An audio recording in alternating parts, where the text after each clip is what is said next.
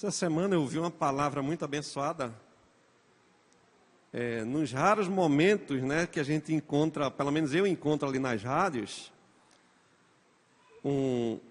não sei se era o locutor, se era o pregador, mas ele estava falando nesse texto, e eu fui muito edificado com a palavra daquele homem.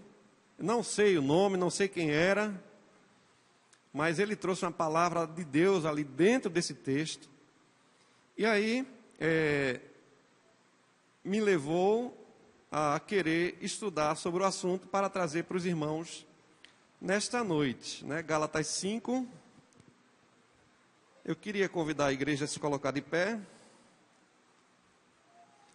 Vamos ler do 16 ao 25. Eu queria que a igreja lesse o primeiro versículo, o 16. Gálatas 5,16, vamos lá? Andai no Espírito e jamais satisfaça a vontade da carne. Pois a carne deseja o que é contrário ao Espírito, e o Espírito o que é contrário à carne. Estes se opõem um ao outro, para que não façais o que quereis. Mas se sois guiados pelo Espírito, não estais debaixo da lei. As obras da carne, elas são conhecidas, as quais são prostituição, impureza, lascívia, idolatria, feitiçaria, inimizades, porfias, ciúmes, iras, pelejas, dissensões, facções, inveja, bebedice, orgias e coisas semelhantes a estas, acerca das quais vos declaro, como antes já vos preveni. Eu quero que os irmãos leiam. De novo, que não.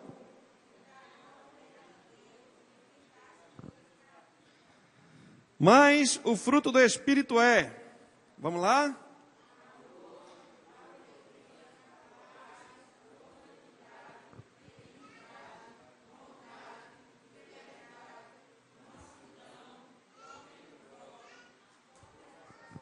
Não a lei, né? E os que são de Cristo Jesus crucificaram a carne com as suas paixões e desejos. Se vivemos no Espírito, andemos também no Espírito. Não nos tornemos convencidos, irritando-nos uns aos outros e invejando-nos uns aos outros. Deus, te louvamos e te agradecemos pela tua palavra que foi lida. Queremos pedir que o Senhor nos ajude, nos abençoe e fale conosco através da tua palavra, que seja a tua palavra para a tua igreja, no nome de Jesus. Amém. Podem sentar, queridos. Eu vou tirar para ficar mais à vontade. Irmãos,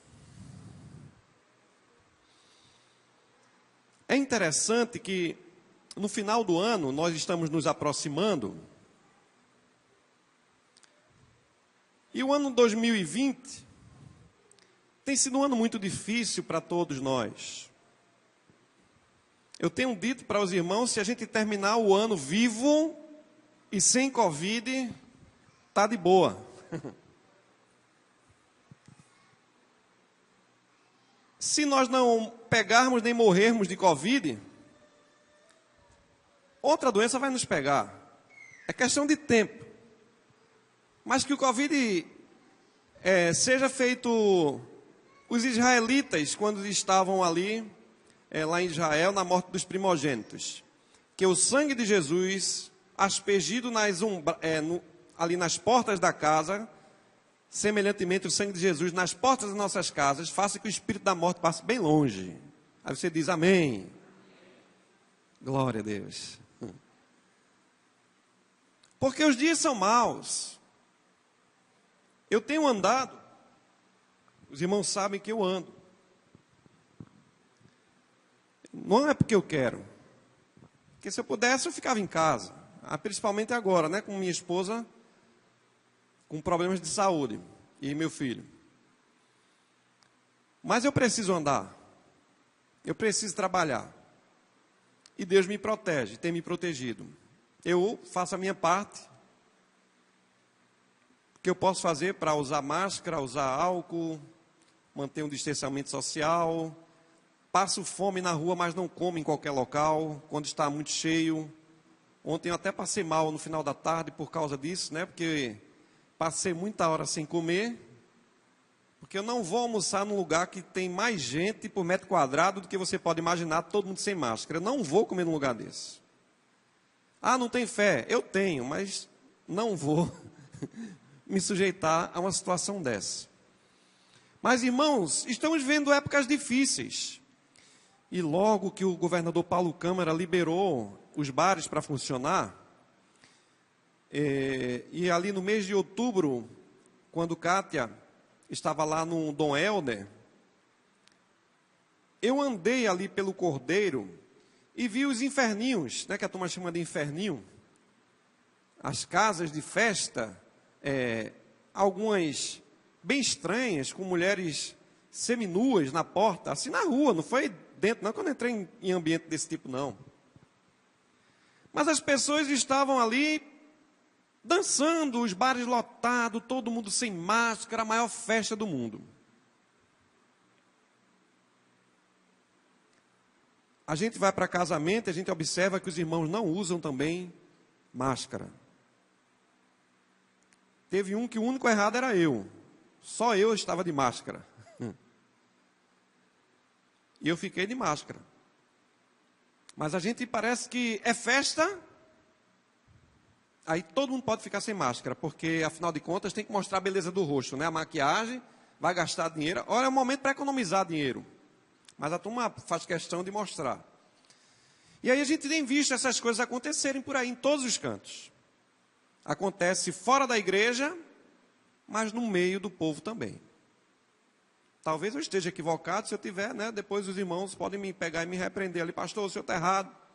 Eu queria que, de fato, isso fosse verdade. Mas, infelizmente, é o que a gente constata na prática, nas festas. Ah, porque a gente já convive junto. Não, gente, a gente não convive junto. A gente não dorme na mesma casa, não tem os mesmos hábitos. E aí a gente tem que ter muito cuidado. E aí, essa palavra de Gálatas, ela vem nos lembrar que estamos em fim de ano. Alguns se esquecem de andar. Como Paulo vai dizer, digo, porém, andai, é um imperativo, é uma ordem. Andar no Espírito. É como nascido de Deus, é como nova criatura, é como cidadão dos céus. Sal da terra e luz do mundo. É uma ordem. Andem no Espírito, fazendo a vontade do Espírito. E aí ele vai dizer o contraste. Tem uma versão que vai dizer, e jamais satisfaça o desejo da carne. Nós temos dentro de nós o homem espiritual e o homem carnal. E essa briga entre o homem espiritual e o homem carnal, ela vai se dar também no mundo psicológico, entre a briga do ego, do id e do superego. O que eu quero eu não faço, e o que eu não quero eu me pego fazendo. Paulo já dizia sobre isso. O que é que eu devo fazer? Qual é o limite? Como é que eu devo me conduzir aí no mundo afora? Como eu devo me importar? Porque afinal de contas vivemos numa época de relativismo. Mas a Bíblia não é muito clara quanto a isso. A Bíblia não diz. Então eu posso, é o que alguns pensam, mas é porque não lê a Bíblia, gente. Quem é guiado pelo Espírito de Deus, se você tem dúvida de alguma coisa, aí sabe o que é que os irmãos fazem na dúvida? Eles fazem. Muitos, tenho dúvida, ao invés de não fazer a coisa, faz. É o que a gente vê na prática, no dia a dia. Porque a Bíblia não é muito clara. Eu estava falando pela manhã ali, quando Arthur estava dando o estudo, a gente falava sobre o muro. A história do camarada está em cima do muro, um crente, supostamente crente, em cima do muro. E os irmãos, desce rapaz, desce daí, vem para cá. E o diabo do outro lado só fazia olhar. Enquanto os irmãos diziam, vem para cá, rapaz, vamos para a igreja, vamos orar, vamos para o ciclo de oração, né, vamos lá para o culto de doutrina. O irmão ficava ali entre o mundo e a igreja. E o diabo só ficava olhando. E aí depois as pessoas diziam ali para... Todo mundo já deve ter ouvido essa história. Perguntaram ao diabo, por que você não diz nada? Por que você não chama ele para o seu lado? Aí o diabo responde, é porque o muro me pertence. Eu não preciso chamar ele para descer do muro, porque o muro me pertence. A Bíblia vai dizer lá em Tiago, tudo que não provém de fé é pecado. Aí a gente vai encontrar aqui no livro de Gálatas algumas curiosidades.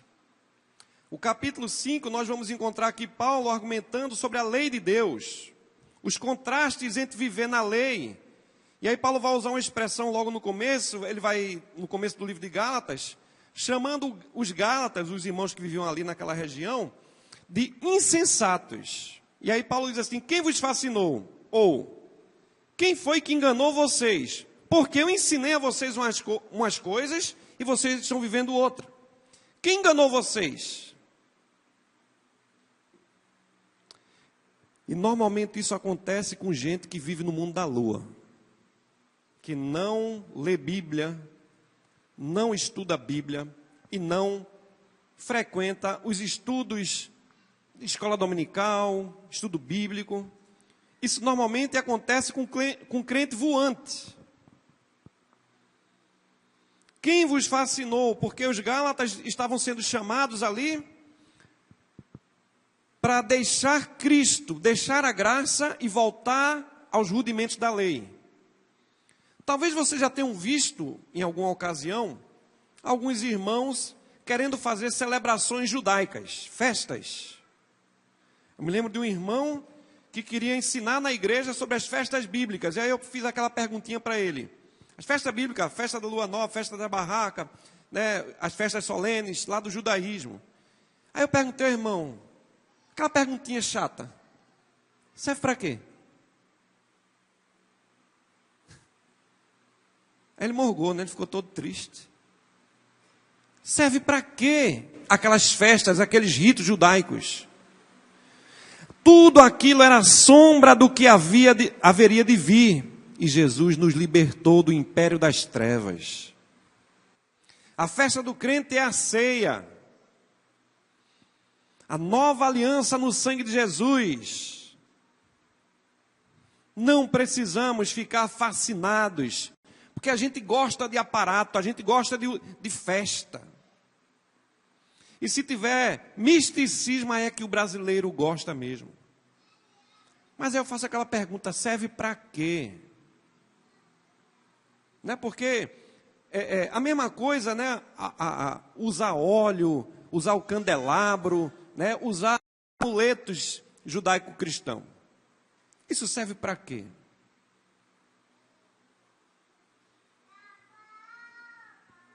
Para nada. E Paulo vai contrastar ali com os irmãos. Quem vos enganou? Quem vos fascinou? E aí Paulo vai dizendo que eles deixaram a segurança da graça para querer se apoiar na lei. A lei, irmãos, a lei bíblica, quando a gente fala de lei, fala da lei de Deus. Ela não serve para inocentar ninguém, a lei só serve para mostrar o erro, para mostrar o pecado. E ela vai apontar que tudo se cumpre na pessoa de Jesus Cristo. Eu não preciso guardar sábado, eu não preciso deixar de comer carne de porco por causa disso, que Jesus disse que vai para a fossa, vai para o esgoto. Não é o que entra que contamina, mas o que sai. Eu posso guardar qualquer dia, ou todos os dias para Deus, eu não preciso guardar um dia específico. Deus nos fez, hoje nós somos livres, nós temos a liberdade e Cristo nos libertou. Eu não preciso querer voltar para a prática judaica ou práticas de lei, porque a lei só serve para mostrar o erro. É interessante que Pedro vai usar uma expressão a quem você serve, dele você se torna escravo. Se você serve a lei, você é escravo da lei. Se você serve a graça, você é servo da graça, do presente de Deus. O livro de Gálatas foi escrito mais ou menos no ano 49 da era cristã. E aí Paulo escreve ali, voltando da sua primeira viagem missionária, quando ele estava ali em Antioquia. É interessante a gente observar alguns detalhes para que essa epístola foi escrita. Nós não temos absolutamente certeza quais as igrejas que essa epístola foi dirigida, porque ela não era dirigida só a uma igreja, a várias, mas não podemos precisar quais igrejas essa epístola foi dirigida. Mas a epístola que Paulo escreveu, a carta aos Gálatas, ainda é aplicável à igreja congregacional em Nazaré da Mata e a qualquer igreja evangélica verdadeira no Brasil. A gente vai observar Paulo nos ensinando algumas coisas, e aí eu preciso que os irmãos prestem atenção, porque Paulo, os principais objetivos de Paulo escrever essa epístola. Em primeiro lugar, para defender a doutrina, livrar os irmãos dos hereges, daqueles que ensinam ensinos falsos. Em segundo lugar, ele vai ensinar que os judeus e gentios, eles são salvos pelo sangue de Cristo que foi derramado na cruz do Calvário e não por mérito da lei. A lei, a gente não pode se apoiar nela. A gente pode se apoiar em Cristo, que Cristo pagou o preço pelo nosso pecado. O Cordeiro que nos traz a paz. O terceiro objetivo de Paulo escrever essa carta, esclarecer qual é o papel da lei de Moisés no plano de Deus. Porque a lei de Moisés tinha um papel. E a gente precisa entender, e os irmãos da Galácia também. Em último lugar, o último objetivo, aliás, tem mais um ainda, explicar a diferença entre a antiga aliança e a nova aliança, a lei e a graça. Em último lugar, Paulo vai exortar os irmãos, os crentes, que se dizem lavados pelo sangue de Jesus, nova criatura, menina dos olhos de Deus, luz da terra, sal da terra, luz do mundo, a viver pelo Espírito.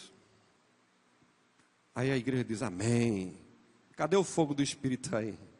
Né? Andar pelo Espírito. Mas nós vamos encontrar Paulo dando algumas expressões aqui, a gente precisa ter cuidado. Eu não vou trazer uma exposição versículo por versículo, palavra por palavra do capítulo 5, a partir dos versículos que vai falar ali das obras da carne. Mas eu vou trazer as principais. Paulo vai explicar e vai fazer a pergunta sobre as obras da carne. E eu faço uma pergunta para os irmãos. Irmãos, quais são as obras da carne? E aí talvez você possa conhecer. Mas você precisa ter o cuidado que Paulo está falando aqui de duas forças opostas. Você observar aqui, quando ele vai dizer andai no Espírito, quer dizer, no grego a ideia original é que você esteja sendo guiado pelo Espírito Santo, que a vida do crente possa ser uma vida conduzida pelo Espírito Santo. Onde quer que o crente ande, ele precisa ser conduzido pelo Espírito Santo. E essa condução é uma oposição ao andar na carne. Porque, irmãos, naturalmente nós andamos na carne. O andar na carne é um caminhar natural do ser humano. Todos os seres humanos andam na carne, mas só os que são nascidos de Deus, nascidos no Espírito, é que podem andar no Espírito. Só quem nasceu de novo, está debaixo da graça, conhece Jesus como Senhor e Salvador, pode andar no Espírito.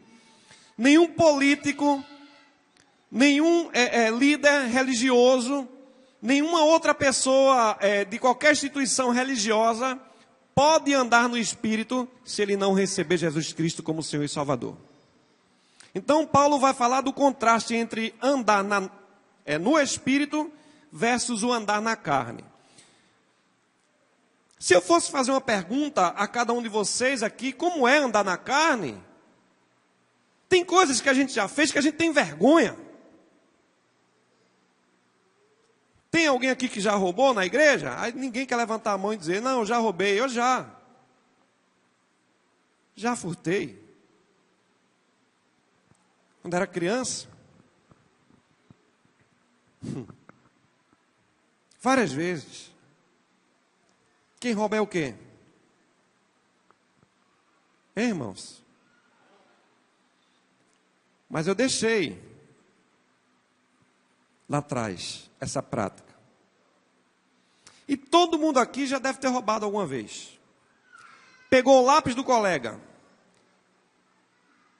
Eu me lembro de um parente meu que disse, meu filho não mente. Estudava no colégio de Barão. Perguntaram se o filho dela tinha pego uma determinada coisa do outro menino. Ela, não, meu filho, fulano, você pegou? Peguei não. Eu acredito no meu filho, ele não pegou. Quando chegou em casa, que ela abriu a bolsa, estava lá o brinquedo. Criança mente.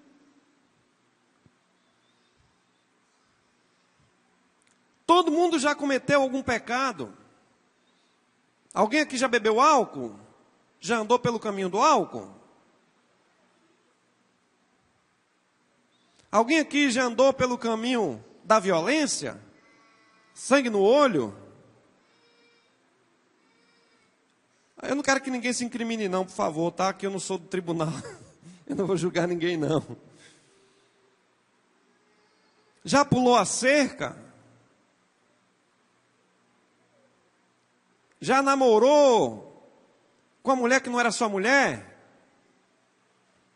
Porque se você namora, faz sexo com uma pessoa e não é seu marido, isso tem nome, a gente vai falar dessas coisas. A gente vai falar desses nomes. Então tem várias coisas que Paulo vai falar aqui quando a gente vai ler sobre as obras da carne. Veja se vocês conseguem contar quantas são. Vamos lá? As obras da carne são conhecidas. Versículo 19. Prostituição, impureza, lascívia, vai contando, viu? Idolatria, feitiçaria, inimizade, porfia, ciúme, ira, peleja, dissensões, facções, inveja, bebedices, orgias. Quantas aí? 15, né? 16. Mas veja a palavra que vem depois. E coisas semelhantes a estas. Não são só essas, irmãos. A lista não está completa. Você pode ir lá para 1 Coríntios capítulo 6, que vai mostrar uma outra parte dessa lista. Coisas semelhantes a essas, parecidas com essas. Ah, porque a Bíblia não fala disso, então não é pecado, eu estou salvo. Cuidado. Então, nós vamos explicar o seguinte. As 4 primeiras obras da carne que aparecem aí, prostituição, impureza e lascívia. A versão que eu usei para fazer a pregação não tinha a palavra prostituição, tinha a palavra adultério. É interessante a gente observar que é violação, é transgressão da regra de fidelidade conjugal. E aí, que é imposta pelo cônjuge em contrato que a gente assume legalmente diante da sociedade. cujo princípio ele vai consistir ali em se abster de relações sexuais com outras pessoas. A gente sempre pergunta, você promete ser fiel na saúde ou na doença, na tristeza, na riqueza ou na pobreza? Então, Paulo vai falar aí, em primeiro lugar, adultério. Uma outra definição vai aparecer ali assim: infidelidade estabelecida por relação carnal com outro parceiro que não é o seu companheiro habitual. Então você tem um companheiro e ele não é o seu companheiro habitual. Aí vai aparecer também prática sexual, coito, especialmente com prostitutas. Porque na época antiga, quando Paulo escreveu isso, ele se referia a essas questões. Principalmente na época com prostitutas, porque era dessa maneira que era feita. Antigamente, ali nos anos 80 e 70, era muito comum, e mais para trás também, a prática da prostituição e a prática do adultério. O cara às vezes ia para o cabaré porque tinha coisas que ele queria fazer com a esposa que ele não podia fazer e ele iria fazer com as prostitutas. Só que quem está fazendo isso está infringindo a lei de Deus, o adultério. Isso é obra da carne. Segunda coisa que Paulo vai falar aí sobre a questão sexual, primeiro ele vai falar do adultério, depois ele vai falar de impureza. Tem uma outra versão que vai aparecer lascívia. E tem uma outra versão ali que vai aparecer ali fornicação, vai trocar a posição. Mas a fornicação é um ato sexual que é cometido entre duas pessoas que não são casadas. Qualquer jovem que resolve se aventurar nesse caminho de sexo antes do casamento está em fornicação. E aí a palavra que vai aparecer ali, por exemplo, para impureza, é acartácia, no grego. A falta de pureza nas intenções. E aí aparece mais o seguinte: pensamentos impuros, juntamente com a prática de sexo fora do casamento, chamado fornicação. Então, normalmente, o cara está namorando e ele quer prova de amor, test drive, quer amaciar, quer ir para a lua de mel. É a prática comum. Aí fora é essa prática. Se alguém está vivendo nessa igreja ou em qualquer outra, nessa prática, está cometendo um pecado da carne, da natureza carnal. E aí a falta de impureza nas intenções. Também é uma vida impura. As pessoas andam praticando, quando você vai ver também a palavra impureza, muitas vezes aparece para todo tipo de relação sexual. Inclusive as homoafetivas, ou as homossexuais, ou dos nomes que se tem por aí. Aí você pode ver vários textos na Bíblia que vai falar sobre essas questões, motivos baixos, indecência e imoralidade sexual. Você pode ver, por exemplo, em Efésios 5:3 e Colossenses 3:5. Então, é a falta da impureza nas intenções relacional com a pessoa que você está se relacionando.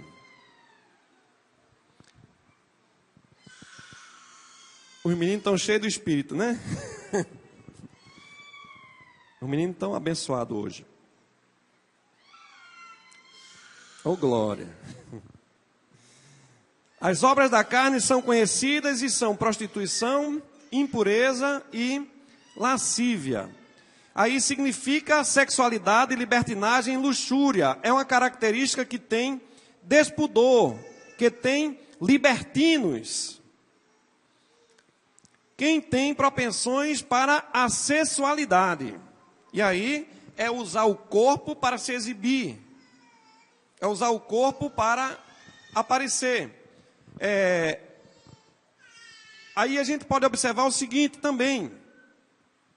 Tem a ver com luxúria desenfreada, obras da carne, questões relacionadas à questão sexual. A palavra lascívia, no Antigo Testamento, ela é utilizada com significado de desejo, pensamento ou imaginação impura. Né? Imaginação impura. E aí a gente precisa ter que a palavra, no hebraico, significa a palavra zima, que tem a ver com essa pensamento, desejo e imaginação impura. Quando vocês observam no Antigo Testamento, o povo sentou-se para se divertir.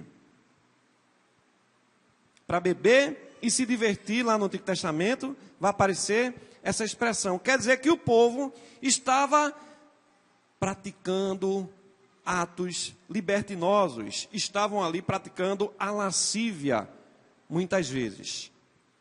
E aí depois Paulo vai falar de um outro termo, aí você vai encontrar logo no versículo seguinte, é idolatria. A palavra idolatria aí no grego, eidolon, que é a palavra ídolo, parecido até com o português, né? Eidolon, né? Eidolon, tem o E no meio. Essa é adoração a qualquer ídolo. Ídolo, imagem de escultura, ou ídolo, pessoa. Então, Paulo vai dizer que isso é obra da carne. E hoje em dia, com TikTok, com YouTube, há muitos eidolon. Há muitos ídolos. Há muita gente seguindo muitos ídolos. E aí a gente vai observar Paulo nos ensinando sobre essas coisas, as obras da carne. Idolatria, feitiçaria, inimizade.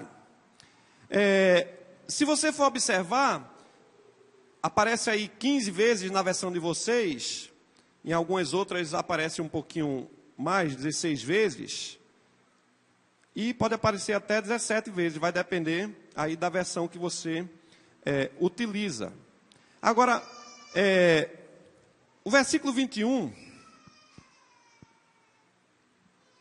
né, vai sair um pouquinho dessa parte aí, idolatria, feitiçaria, inimizades, porfias, ciúmes, pelejas, dissensões e facções. 2 tipos aí de coisas. Um tem a ver com a idolatria, a adoração a ídolos, ou a questão a ídolos religiosos, e a outro a ídolos pessoas. E aí depois vai aparecer a ideia da feitiçaria. A Bíblia, desde o Antigo Testamento, aqui, não é o espiritismo kardecista, como muitos pensam, até porque não existia espiritismo kardecista até o ano 1800 e pouco. Mas era feitiçaria, a prática de adivinhação, a prática de artes mágicas com a finalidade de ludibriar e enganar as pessoas.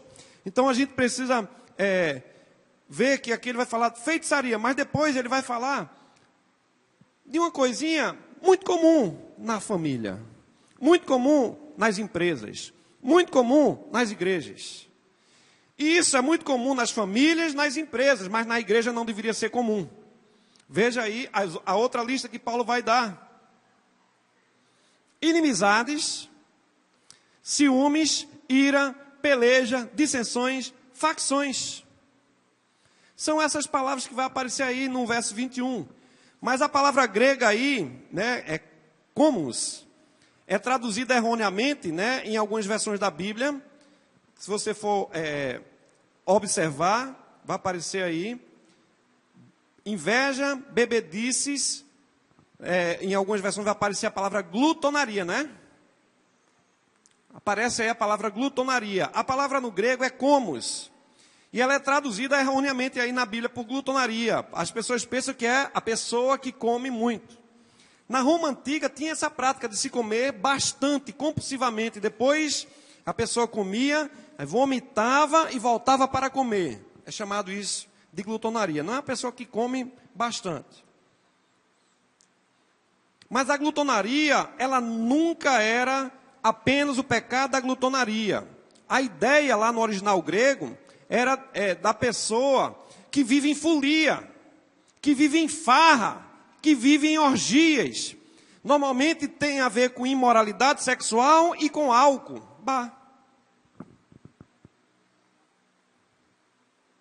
glutonaria, tem a ver com esse tipo de atitude. E aí, no original grego, a palavra é komos. É traduzida de uma maneira que a gente aparece aí normalmente como glutonaria, mas folia, farra, orgia, festança com álcool. Regada por álcool, não é um tipo de festa que o cristão deve andar. Você vai ter o final de ano, é muito comum as pessoas quererem estourar champanhe, mas lembre-se do que a Bíblia ensina. Cuidado com os escândalos. Ai daquele pelo qual vêm os escândalos. Festança regada por álcool não é um lugar para a gente estar. Mas todo mundo lá fora faz. Há muitas igrejas que permitem. A igreja não permite, o povo é que é rebelde. A igreja católica não permite as coisas. As pessoas fazem as coisas que muitas vezes a igreja não permite. A igreja congregacional e a batista e presbiteriana normalmente diz que é um católico misto. Por aí as pessoas dizem, assim, o cara quando quer ser mundano vai ser batista ou presbiteriano, né? Saiu da igreja mais poderosa do Brasil, aí vai para uma igreja dessa porque está desviado, quer viver em pecado.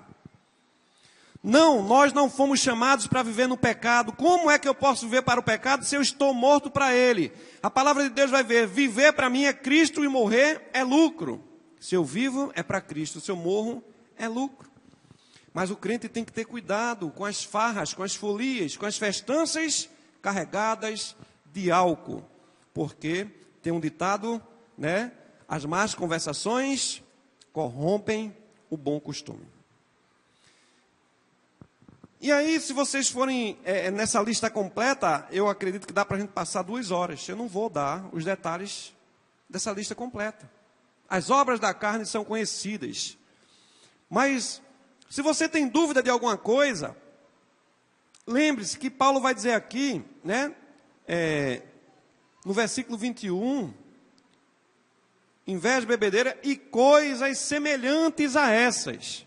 Não é somente essas coisas que estão registradas aqui em Gálatas, mas as outras coisas parecidas com isso. Não tem nenhum mal.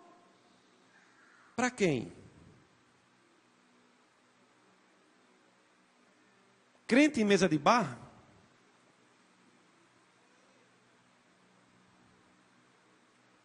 Crente em festas e... Porque, irmãos, tem crente que não pode ver um aniversário, que ele falta culto para ir para o aniversário. Olha, se vocês me desculpem, eu vou dizer isso aqui. Eu amo muito os irmãos, mas não me convidem para a festa de aniversário de domingo. Estão entendendo?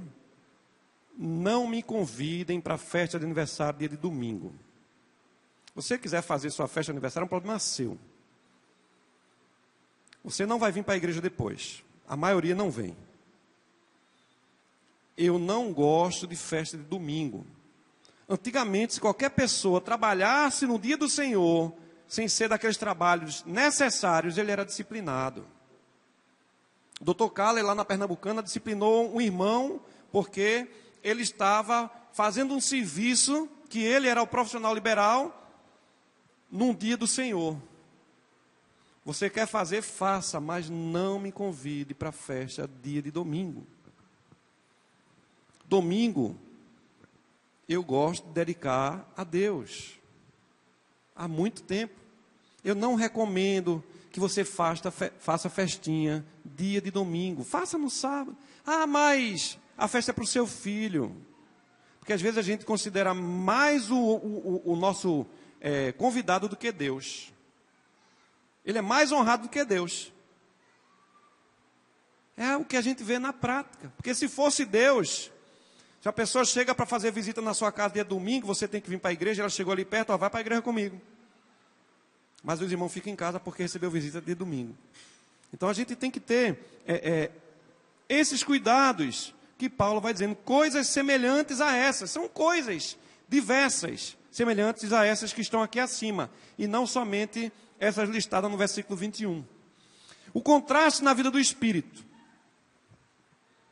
A vida no Espírito, Paulo vai falar da primeira delas aqui, o fruto do Espírito. Você vê que as obras da carne estão no singular ou no plural aí? As obras da carne e o fruto do Espírito, singular. Um após o outro. Enquanto as obras são diversas, o fruto do Espírito é como se fosse uma única coisa só, que nós deveríamos viver em unidade. E aí a primeira que Paulo vai colocar aqui, para nós, fruto do Espírito é amor. Porque se você for observar, o amor, ele pode ser filos, ágape. A gente vamos botar logo o ágape, que é o amor perfeito. Deus sabe o que é amor, porque Ele deu o Filho dele para morrer pelo nosso lugar. Esse amor perfeito, quem tem é Deus, que deu Jesus para morrer por nós. Nós também temos o amor eros, que é o amor de um homem por uma mulher. Esse amor eros pode ser permeado de filos, que é o amor fraternal que nós temos um pelo outro. Porque o desejo que eu tenho pela minha esposa é o eros, mas não só é o eros com filos. E aí tem uns irmãos que só tem eros, não tem filos nenhum pela irmã. Casou, mas só tem eros, só quer saber de sexo e não ama a sua esposa como irmã em Cristo. Mas se você for prestar atenção aqui, a palavra amor, vamos tentar traduzir a palavra amor, ou a vida de modo geral, sem amor. O que distingue os seres humanos dos outros animais, dos outros seres, é que, além da bios, a gente também deve ter o zoe. Além da vida, né? É porque a gente está vivo, o amor, ele precisa ter vida. Só ama quem tem vida. Mas vida todo mundo tem, os animais também têm. Mas o homem tem a vida. E Deus soprou dentro de nós a vida. O Espírito, né, o fôlego de vida sobre nós. Mas Deus colocou a vida, e essa vida, ela precisa ser regada por amor. Eu preciso ter amor ao meu próximo. Jesus resumiu: amar a Deus acima de tudo e ao próximo como a nós mesmos. No mesmo nível de igualdade. Então, é interessante que a ideia aqui, né, o coração batendo e o sangue correndo entre as artérias e veias. Não é a vida de um gorila, que é bruto. Não é essa a vida. Mas é a vida de um animal que é diferente dos outros, que ele é a imagem e semelhança de Deus. Então nós temos o zoe, mas nós também temos, aliás, nós temos a bios, que é a vida, mas nós também temos o zoe, que é um outro tipo de vida, o fôlego de vida que Deus colocou dentro de nós. Nós passamos a ser almas viventes, passamos a ser a imagem e semelhança de Deus. A bios vai levar a gente para ser feito Adão. Adão tinha bios, mas por causa do desejo dele, ali na desobediência com a sua esposa Eva, ele encontrou a morte. A bios leva a gente para a morte, e o zoe leva a gente para a vida. Deus, Ele tem nos dado o amor dele para conosco. Ele tem mostrado o amor dele para conosco quando Jesus morre por nós, mesmo a gente sendo pecadores. E é interessante que Deus nos leva a querer transcender, porque Deus, quando fez o homem à sua imagem e semelhança, Ele pensou em dar vida ao homem, mas o homem queria a morte. Foi quando Ele escolheu de fato ali a transgressão. Deus quer dar a vida para a igreja, mas muitos irmãos preferem a morte. Viver uma vida sem o amor de Deus, sem a vida de Deus, é estar morto mesmo estando vivo. A segunda palavra que vai aparecer ali é a palavra gozo, ou a palavra alegria. Chara no grego. É interessante a gente observar que é o resultado da presença de Deus na nossa vida. Deus está em nós, irmãos. Nós somos nova criatura, somos guiados pelo Espírito Santo. temos vida, precisamos amar as pessoas e precisamos mostrar que o Espírito de Deus habita em nós.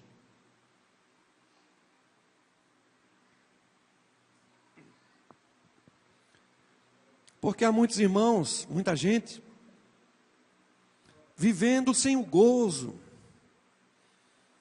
sem a alegria. Gozo é aquela mesma expressão de Neemias, quando ele vai falar lá, que você tem muito problema, muita dificuldade, mas ele vai dizer lá, a alegria do Senhor é a nossa força. A nossa alegria não está baseada em festas, está na presença de Deus. É no Senhor, o Deus. O Senhor é o meu pastor, de nada sentirei falta. É Ele quem vai produzir vida em mim. E é Ele quem vai me satisfazer e vai fazer com que eu tenha gozo, mesmo diante das dificuldades. É Ele quem vai me fazer ter alegria, mesmo diante da dor. É Ele quem vai me confortar na hora das tribulações, na hora da angústia. O gozo que Deus proporciona para mim e para você no Espírito Santo. E aí é interessante a gente observar que Jesus disse lá em João 15, o seguinte: tenho-lhe dito essas coisas para que tenhais alegria, para que a minha alegria esteja em vocês e a alegria de vocês seja completa. Jesus, ele veio ao mundo com a finalidade de nos dar uma verdadeira alegria. Não é uma alegria baseada em coisas que nós vemos, não é uma alegria baseada em fatos, mas é uma alegria que vem de Deus, nos fatos vistos, porque o crente não vive só do que vê, o crente vive por fé. O Senhor é que nos proporciona alegria, irmãos. A alegria do Senhor é a nossa força. Tem um texto que vai dizer, alegrei-me quando me disseram, vamos à casa do Senhor. E estamos uns com os outros. Olhe para o seu irmão, veja a vida no seu irmão. Estou falando sério, olhe para o seu irmão. É uma indiferença, só olha para o pescoço, né, do que está na sua frente. E às vezes fica assim estatalado, mas olhe para o seu irmão, veja que tem vida no seu irmão. Ele não é uma múmia, nem uma estátua, mas ele é a imagem e semelhança de Deus. Então, o gozo, a alegria de ver o irmão, alegrei-me quando me disseram, vamos à casa do Senhor, que coisa boa, os irmãos estão aqui, o Espírito Santo está comigo, o Espírito Santo me alegrou, e eu estou cheio do Espírito Santo, porque o Espírito Santo é o meu companheiro. É desse gozo que Paulo está falando aqui para os irmãos da igreja da Galácia. Depois, Paulo vai falar de uma outra coisa, paz. Você vai encontrar lá no grego coloquial, a palavra ali é eirene. Ele tem dois usos interessantes. Vai aplicar-se primeiro a tranquilidade e a serenidade que goza um país quando ele é administrado por um rei que é justo. Deus é o nosso justo juiz. Ele é quem nos governa. É Ele quem toma conta da nossa vida e é Ele quem toma conta. É Ele quem tem as rédeas do universo.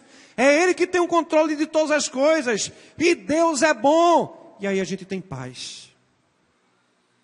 Porque quando a gente está sobre esse governo de Deus, pode vir tribulação que for, mas o Senhor é a nossa paz. O Javé Shalom. O Deus que dá a paz. Mas parece que a gente vive uma vida muito mecanicista.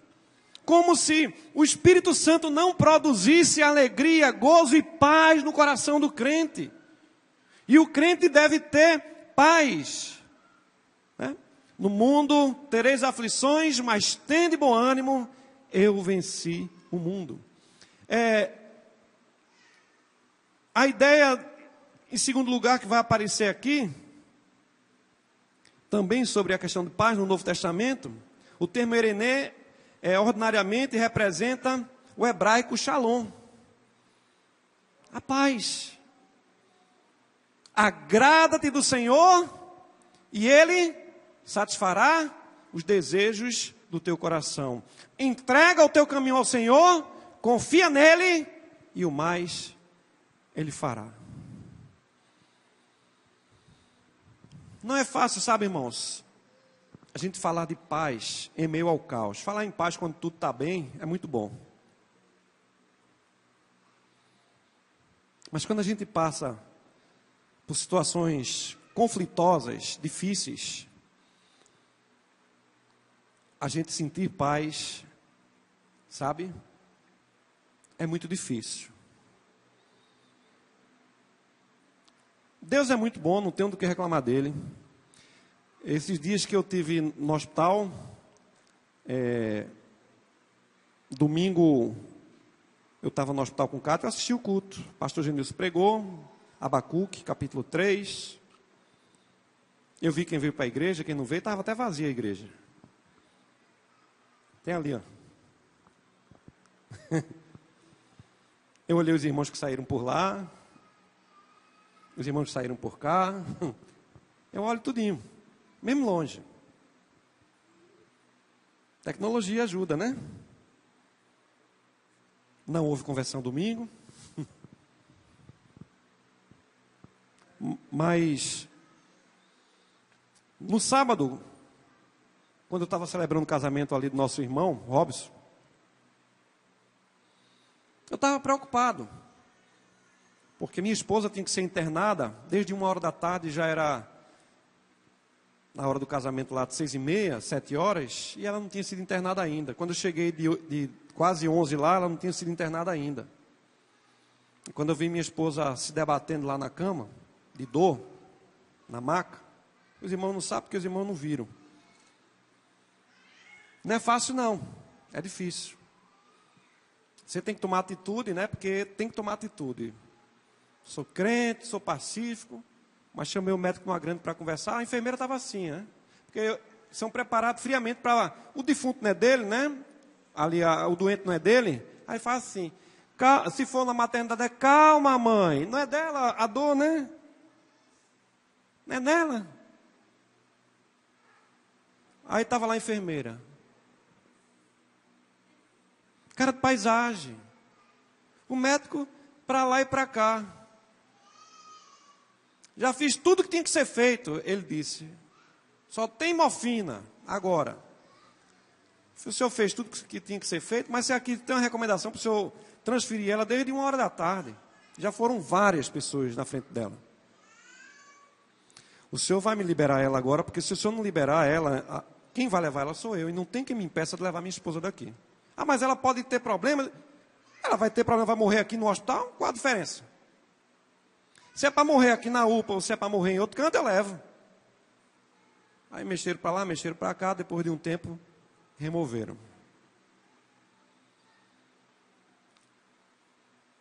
Aí, né, paz.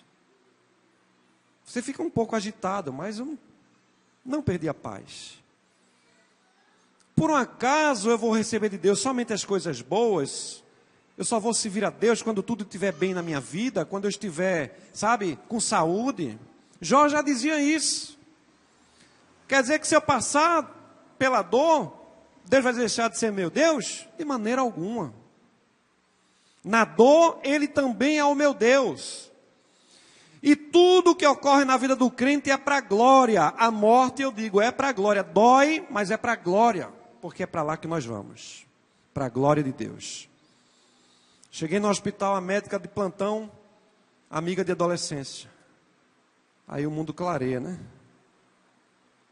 A médica explica todos os detalhes.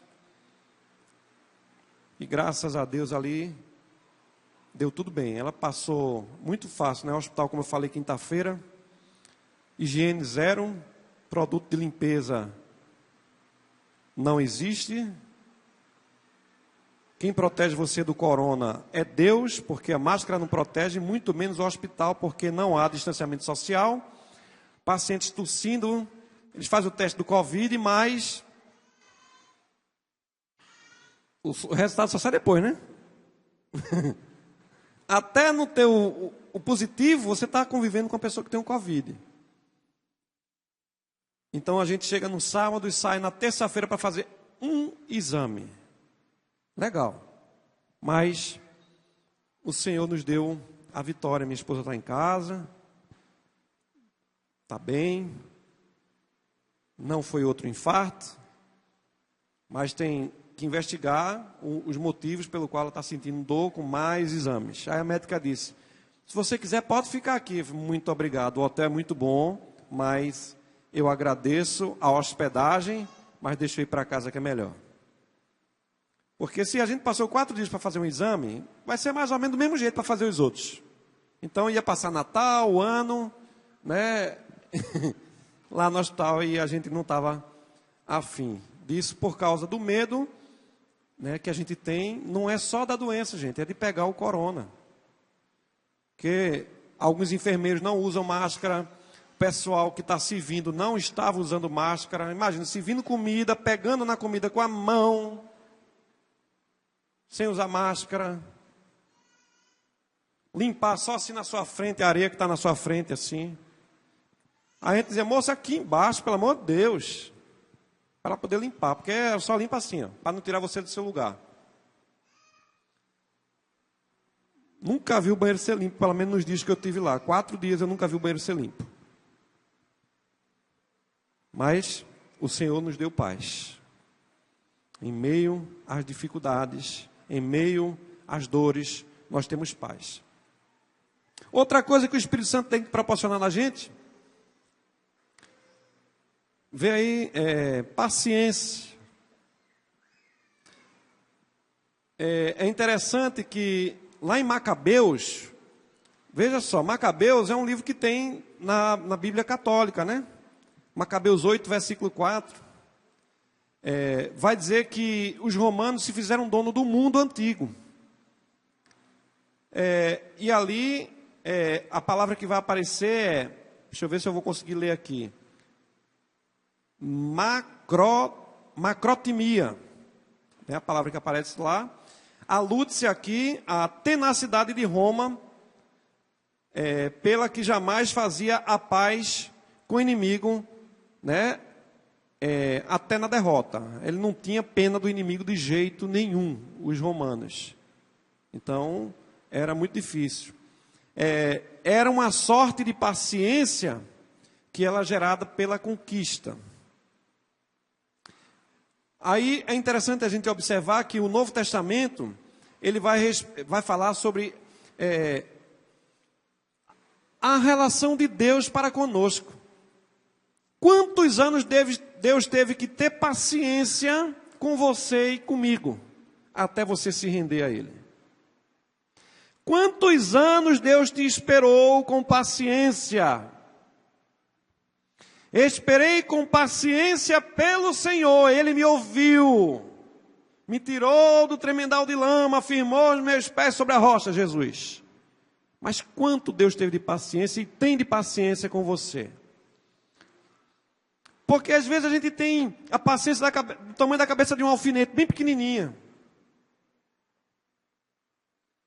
Mas, lembre de Deus. Deus é paciente, Deus tem me suportado, tem te suportado, tem nos suportado, seja paciente. Se Deus tivesse sido homem, imagina, faz tempo, né, que já teria levantado a sua mão e ele já teria destruído o mundo. Se Deus fosse feito eu, feito você, feito os outros homens por aí, já tinha matado todo mundo. Mas Deus tem tido paciência com a humanidade, Deus tem tido paciência com você e comigo. Então a ideia da paciência é essa. A gente já está chegando ao fim. Benignidade, fruto do Espírito, amor, gozo, paz, longanimidade. É a ideia do fôlego comprido. É alguém que consegue correr maratona e não corrida de 100 metros. A longanimidade tem a ver com a paciência longa. Alguém que tem o fôlego comprido, vai aguentar o irmão. Tolera aquele irmão. Não, irmão, não é isso não. Isso aí é 100 metros. É ideia de quem corre maratona. Ser benigno. Ser bom. Ter o fôlego comprido. E aí vai aparecer expressões em Tito 3,4, em Romanos 2,4, em Coríntios 6,6 e Efésios 2,7. É um termo positivo, que tem a ver com o crente. O crente precisa ser longânimo. Porque É muito comum a gente querer revidar logo na hora, mas precisamos ser longânimos. Deus tem suportado cada um de nós. Deus tem sido longânimo para com você e para comigo. Eu também não posso ser diferente para com meu irmão, porque eu sou a imagem e semelhança de Deus. E aí a gente tem que ter paciência com alguns irmãos, né? Além de ter paciência, a gente tem que ser longânimo com alguns irmãos. Mas às vezes a gente tem que usar o cajado. A vara para fustigar, né? Dar a lapada, e o cajado para puxar quando estiver saindo. Tua vara e teu cajado me consolam todos os dias da minha vida, não é assim no Salmo 23? A vara é a lapada. E o cajado é para a ovelha que quer se desviar. Ela tanto serve para defender como para atacar. O cajado e a vara. E é assim que Deus trata a gente. Ele bate na gente porque Ele ama a gente. Ele fustiga a gente, Ele dá uma catucada na gente porque Ele quer o nosso bem. Ele permite às vezes que a gente passe por acidentes. Ele permite que a gente às vezes quebre uma perna. Ele permite que a gente pegue uma doença porque Ele ama a gente. Porque a gente é metido. A gente é soberbo muitas vezes. E Deus tem a sua maneira de tratar, mas Ele tem sido longânimo com a gente. Ele não faz isso para matar a gente, não. É somente para corrigir. É somente para corrigir. Fidelidade, fé. Né? Tem a ver com confiança e tem a ver também com o homem digno de confiança. Porque a gente pensa... Fé, a Bíblia vai dizer em Hebreus, que é certeza de coisas que se esperam, convicção de fatos que não se veem. Né? Então, fé é certeza, não é dúvida. Obviamente, irmãos, eu ainda teria mais algumas coisas para falar, mas a hora não vai me permitir concluir todas as coisas. Mas Paulo vai dizer, ande em espírito e jamais satisfaça a vontade da carne. Você vai ser sempre tentado a agir como ímpio, como descrente, mas ande no Espírito. Seja longânimo, como Deus é longânimo para conosco. Seja paciente, como Deus tem sido paciente para conosco. Seja bondoso, como Deus tem sido bondoso para conosco. Que Deus nos abençoe e nos guarde. Aplique a sua palavra ao nosso coração e nos ajude em todas as coisas. Vamos à ceia, irmãos. Eu quero convidar os oficiais.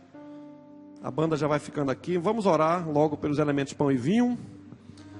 Os diáconos, diaconisas. Senhor, te agradecemos pelo pão e pelo vinho, que simboliza respectivamente o sangue e o corpo de Jesus que foi entregue na cruz do Calvário para morrer por nós. Nós queremos, Deus, pedir perdão pelos nossos pecados, nos ajuda em nossas faltas, nos ajuda a te servir. Abençoe também aquele irmão que está em casa, que nesse momento vai participar do pão e do vinho. Que ele possa se preparar e que ele possa participar da ceia conosco. Nos ajude em todas as coisas. Perdoe os nossos pecados, no nome de Jesus. Amém. Podem pegar os elementos. Os irmãos que já são batizados, eles estão em comunhão com Deus e com a igreja. E vão participar da ceia, devem se colocar de pé, para que os diáconos e o presbítero possam identificar os irmãos. Esperemos uns pelos outros. A gente vai fazer a leitura bíblica ainda. Te agradecemos pela ceia, te agradecemos pelos irmãos presentes aqui no templo e também por aqueles que ficaram em casa. Pedimos que o Senhor proteja e abençoe cada um deles. Livra-nos do mal. Dá-nos uma semana de bênção e de paz. Que possamos ter dias melhores e vai repreendendo todo espírito de morte, no nome de Jesus.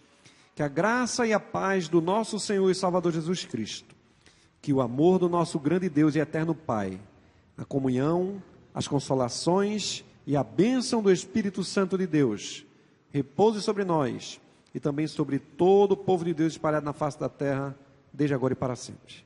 Amém. Vão em paz.